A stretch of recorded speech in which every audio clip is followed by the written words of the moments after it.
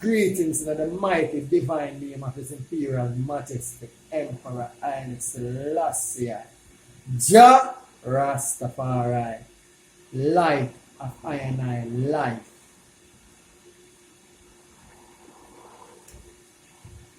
Let the words from my mouth and the meditation of my heart be accepted in I and I sight, O Jah Rastafari.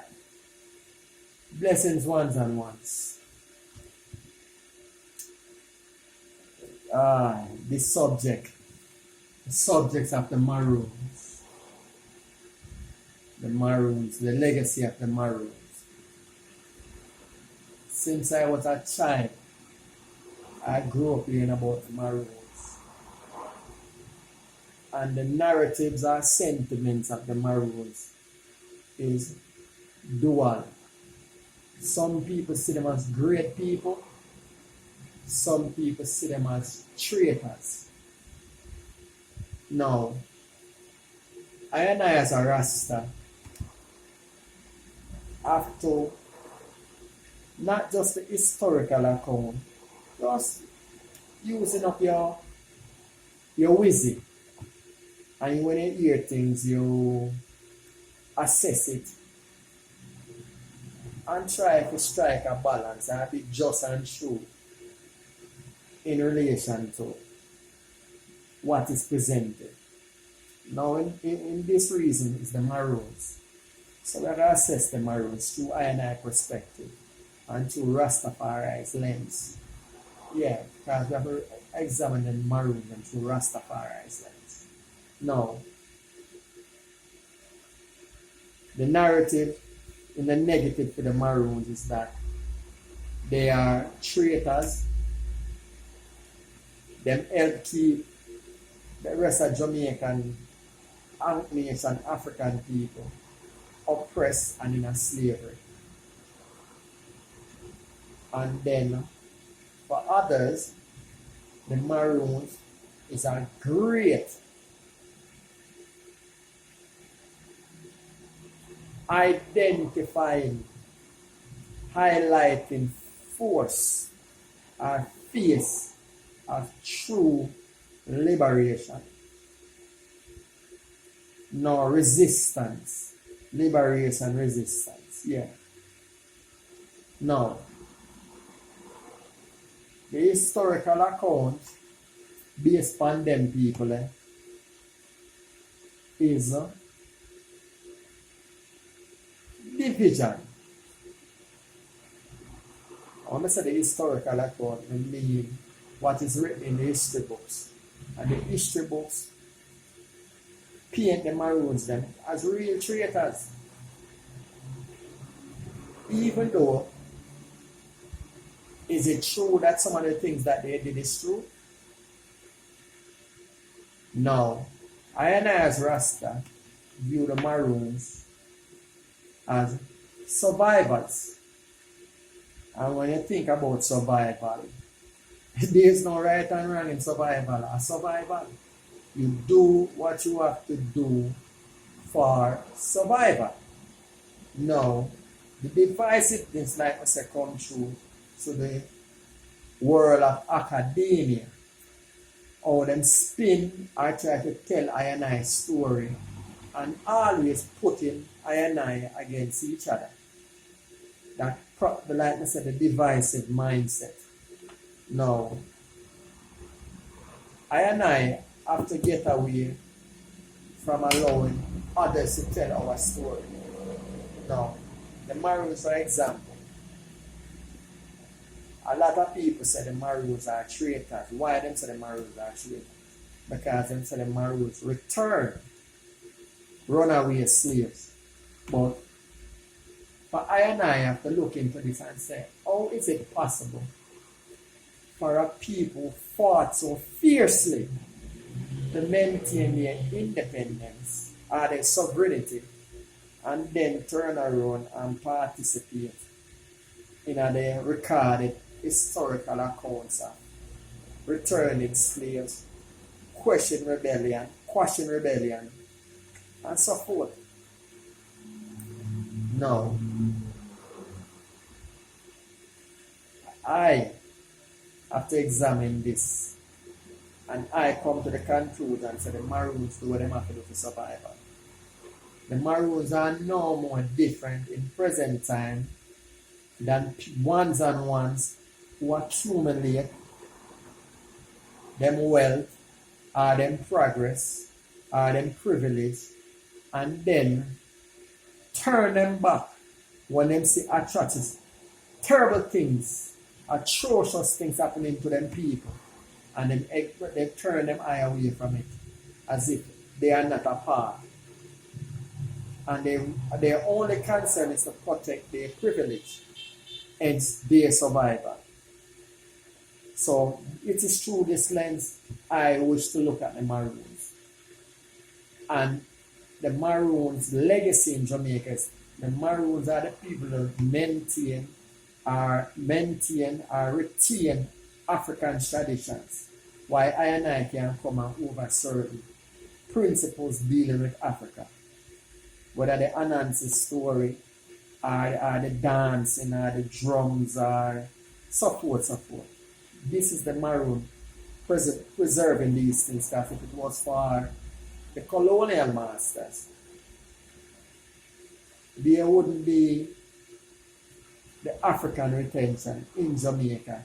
As a matter of fact, there wouldn't even be Rastafari, because all of us would have been programmed slave and drinking so much milk, trying to be like the colonial master, hence white and white attitude.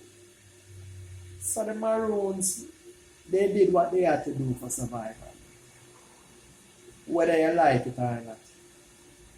Are they compromisers? Yes, they compromise, but they compromise in relation to survival.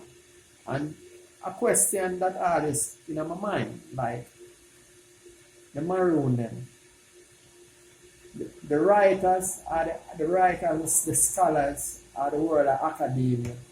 There's one question that always in my mind with the Maroon. When them capture return slave, is there a process that they put them through? If they examine them and find out that these people have sovereign mind, or are they slaves? And if they are sovereign minds, I can see the Maroon assimilating them within their customs and cultures. And if they are slaves, they return them back to them slave master for a price. No, that is one aspect. Another aspect, like for instance, you hear about the Samsha, Palmo, and even Taki. The Taki rebellion. No. If the Maroons had aligned themselves with Taki, maybe Jamaica would be a different place. Maybe Jamaica would be a different place. Had they cudgel and then read the word of Nani, maybe we would have been in a different position. Maybe we would have been the first free island nation before the Asians. However, that's not the way it should go. So, we have to be mindful and stop letting the colonial masters continue to rent space in our head and tell us how to process and think and how to deal with our problems or our issues. The time has come for us to accept wrongs amongst ourselves and move in a direction to unify instead of to continue tearing, the dividing. You know what I mean? Look on the Maroon for what they did and look on the positive and the negative of the Maroon and assess them and deal with them in that regards. You know? And from the part of the Maroons are those of the mindset believing that they are special or above. As history records, the compromises that have been attributed to the Maroons in present time, how do they feel? Knowing that as compromisers, if they had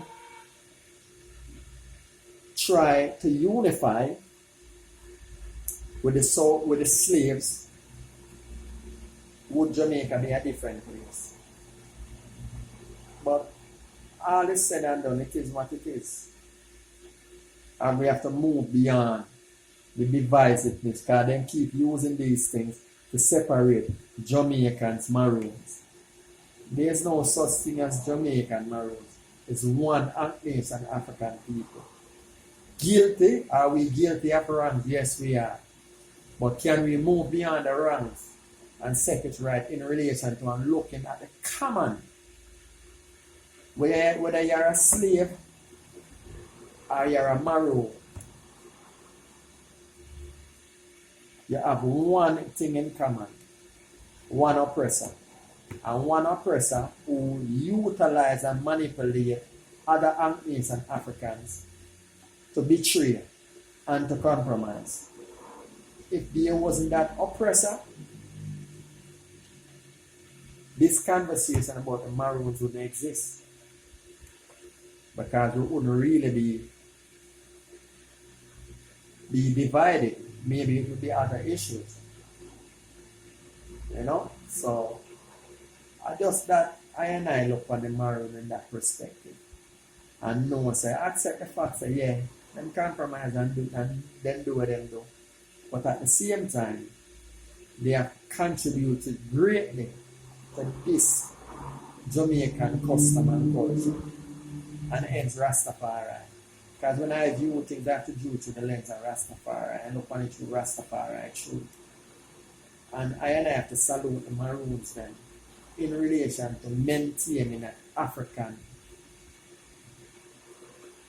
retentiveness where I inherit and I as Rastafari build upon it. So I just got my feelings towards the Maroon. And the Maroon have to stop behaving like on a special and above. We are one people. If you want to spin the narrative, say you're there from before time, your indigenousness is rooted to Anglos and Africa, Ethiopia. You can't go around that. So stop the separate, stop the divide, and allow the enemy to use us against each other. A oneness, we are saying, unity. And unity is strength. We are one nation family. No Maroon, that feel like Jamaica, that feel like nation, Africa, Rastafari. Rastafari, nation family. Oneness. One accord. One aim. One destiny. Organized and centralized. And that's how we feel now. And stop the divide and the tear. Let's move in the direction of unity. And purging the impurities from among us. And move in a one accord in making and developing ourselves to be greater people. And let the Maroon, the lessons of the Maroon and the lessons of the diabolical enterprise called the Atlantic slave trade, let these lessons, both diaspora and the continent of Anglos and Africa, we look on our story and fix that what needs to be fixed. And that's already a survival time.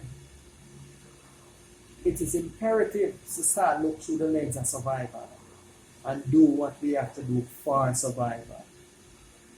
And they say it then. Guns can't save us. It is knowledge. Knowledge brings power, wisdom and understanding. And utilizing knowledge to create a sovereign people or counteract the weapons of the enemy. Because gun, them not their gun again. A biological germ warfare them there. Genetic manipulation, bioengineering. This is where they are at right now. They are even to the point where in a minute they don't even need man for procreation reasons. I. So we have to wake up and start thinking in terms of survival. Survival. That's what it's all about. Never seal it up on that. In the name of the Most High, Jah Rastafari, may He continue to guide and protect us and open our mind to the oneness of I and I, salvation, Andes and African people. One love. You see, blessed love.